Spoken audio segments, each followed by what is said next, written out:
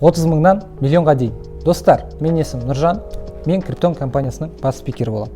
Маған өте көп сұрақтар қояды. Криптовалюта деген не? Қанша суммадан бастау керек? Инвестиция жасау қиын ба? Инвестор болған қиын ба деген сияқты. Жалпы инвесторды өте көп адам бір үлкен кісі, ақ шашты деп ойлайды. Бұл олай емес. Ол тек қана стереотип. Егер шетелге қарайтын болсақ, жастар 18 жасынан бастап 25-30-ға дейін уже инвестор болады. И сондықтан біз осы сұрақтардың бәріне бір үлкен жауап жасап, бір өзіміздің проектімізді бастадық. Аты арманға бір қадам. Апта сайын Криптон компаниясы әртүрлі монеталарға разбор жасап, әртүрлі монеталарға фундаментальный анализ жасап, біз өзіміздің портфелімізді жинай бастаймыз. Өзіміздің айлығымыздан 10%-ын салып отырамыз.